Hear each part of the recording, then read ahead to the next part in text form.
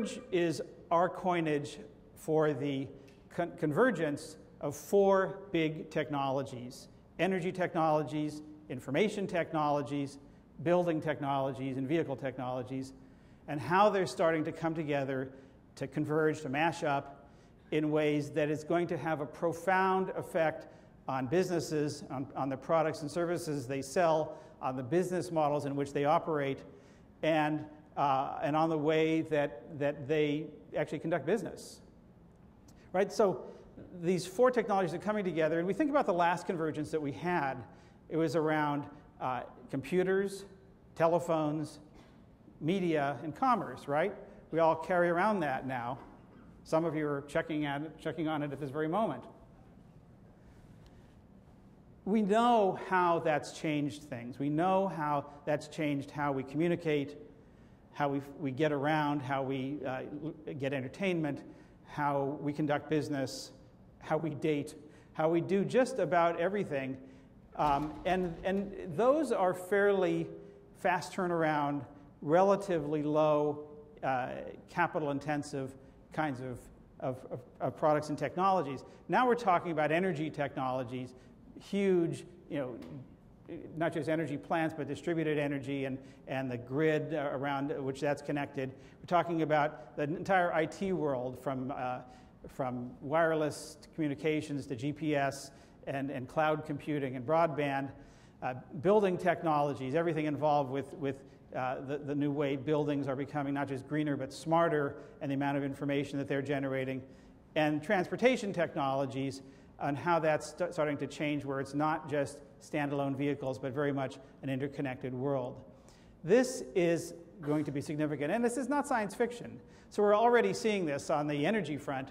We're beginning to see how energy has become a two-way interactive product and service, where everything is becoming smarter and more connected and able to have a two-way conversation with the mainframe, if you will, which is the utility, the power plant.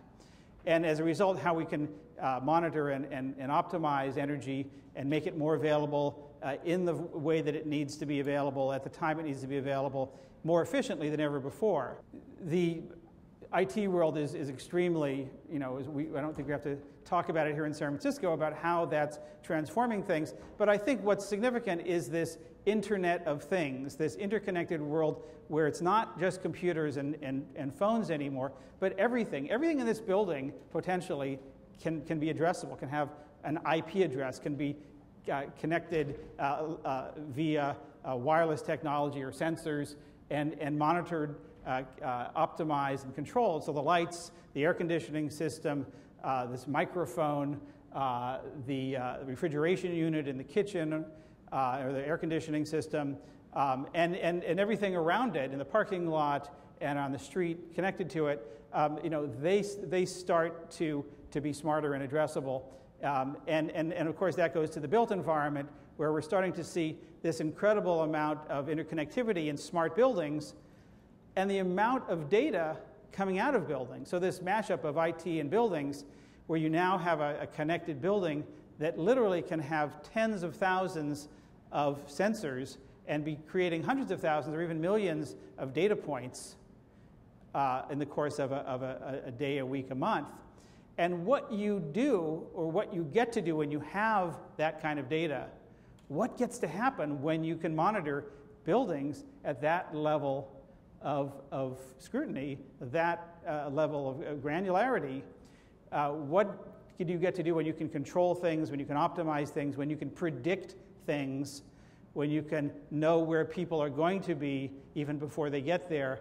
And what does that get to do to the ability to make that building not just more efficient, but more productive and more comfortable at a fraction of the cost of operations, without a lot more capital intensiveness in creating it? And transportation. I mean, a car going down a smart roadway, which is to say a roadway embedded with some kinds of intelligent systems, in the not very distant future, is going to have 5 different data streams going on at once. It's going to be vehicle to roadway. If it's an electric vehicle, it'll be vehicle to grid, be vehicle to cloud, which is the entertainment system, or lots of other data coming into the car.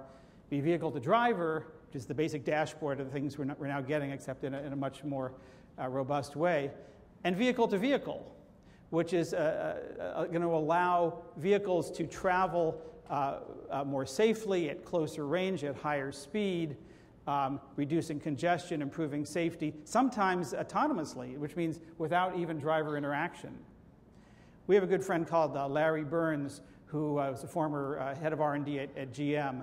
He told me a few years ago, he said, my daughter just turned 17, and for the first time, I'm getting to see what 17-year-olds do when they drive, right? So they're doing this, and they're doing this, and they're doing this, and they're doing this, and they're doing this, and who knows what else. He said, I've come to conclude that driving is a distraction. Right? And that's a nice quip, but the implications of that are profound. What do you get to do? How do you think about designing cars and vehicles in a world where driving is the distraction? That's an incredible problem statement.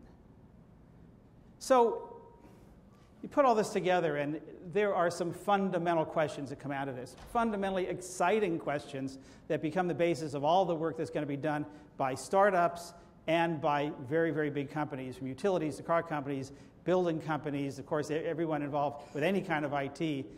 What are the opportunities here in a world of convergence? What are the threats to the way you operate now? How does this change how you do business? How do you not become Barnes & Noble and Blockbuster and all the others that are no longer relevant?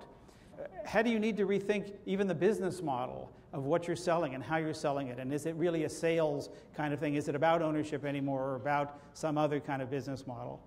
Who are you partners? Who should you be playing with? I mean, VERGE is a convergence of technologies, but it's also a convergence of players, because now you have IT companies in the energy business, and energy companies in the IT business, and car companies that are very much around the built environment, and on and on.